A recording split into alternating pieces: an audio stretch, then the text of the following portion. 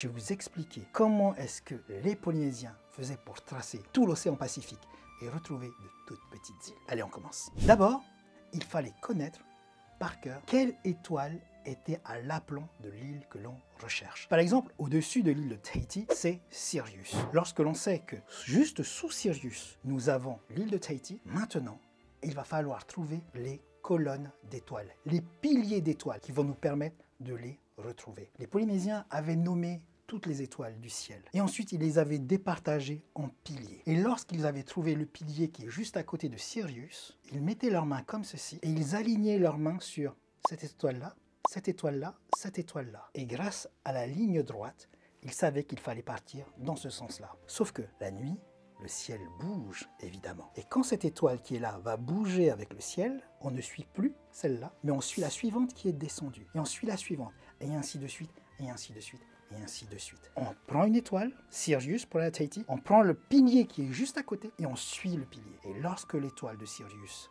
arrive sur notre côté, on sait qu'on est pile à la perpendiculaire. Et du coup, on tourne les embarcations. Et on part vers Sirius. Évidemment, là, vous allez vous dire, oui, ils ont trouvé Tahiti comme ça. Non, pas du tout. C'est impossible de trouver une petite île comme Tahiti dans l'océan Pacifique juste en suivant une étoile. Du coup, on peut, en revanche, viser un archipel. Un archipel peut faire 150 km. On ne peut pas viser une île, mais on peut viser sur 150 km. Donc, on suit Sirius. Et lorsque Sirius est juste à l'aplomb de nous, les navigateurs, on sait que nous sommes arrivés dans l'archipel où se trouve Tahiti. Mais là, vous allez me dire, oui, d'accord, ils voyageaient comme ça aux étoiles la nuit, mais le jour, il y avait d'autres moyens. Le jour, il y avait les vents. Les Polynésiens connaissaient tous les vents. Et quand, par exemple, ils savaient que pour aller vers Tahiti en suivant Sirius, ils devaient toujours avoir le Marahamou qui frappait tribord, qui frappait la droite de leur coque, si tout d'un coup, ils entendaient le Marahamou frapper à gauche, c'est qu'ils étaient en train de faire demi-tour. Donc, ils devaient tourner le bateau et suivre. Et ça, en journée, c'est ce qu'ils pouvaient faire. Ensuite, ils se servaient des nuages. Dans les nuages, vous pouvez voir l'île qui se reflète. Il y a tous ces petits détails que l'on peut trouver pour pouvoir se déplacer en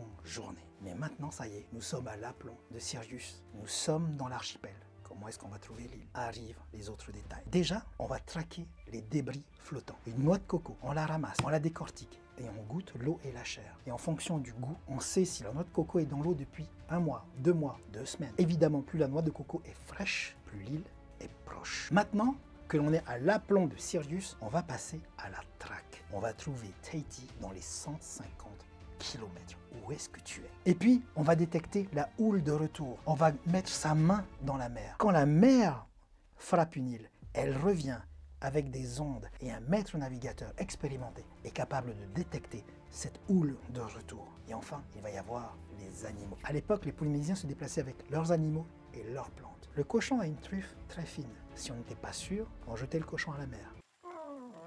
Et si la terre était proche mais invisible, la truffe du cochon allait détecter la terre et le cochon allait commencer à nager et donner la direction où est l'île. En revanche, si le cochon revient, les cocos, vous êtes trop loin. Et là, on va chercher les oiseaux. Lorsqu'on voit le Otaha, cette frégate noire à la gorge rouge, on sait que l'on n'est pas loin d'une île. Alors pas loin, ça dépend. Le Otaha est capable de voler sur 150, 200 km, 300 km. Il est capable de voler pendant des centaines de kilomètres et pendant des semaines entières sans se poser. Donc quand on voit un Otaha, on sait qu'il y a une île, mais on ne sait pas où elle est. Donc on va attendre patiemment que le Otaha retourne à terre. Et s'il retourne le soir, qu'est-ce qu'on fait pendant la journée? On attend. On a le temps. De toutes les façons, ça fait des semaines, des mois que l'on voyage. On n'est pas à quelques heures près. Et puis, le temps n'existe pas. Le Otaha rentre.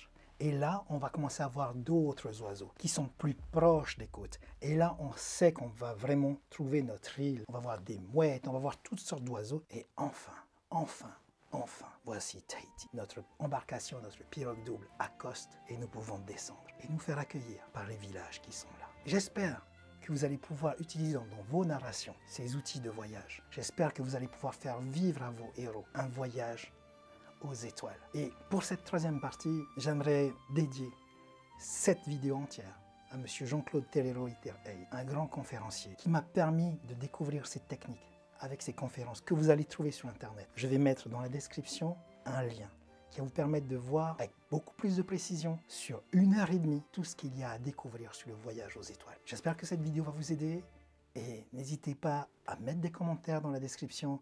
Et jusqu'à la prochaine fois. Ciao.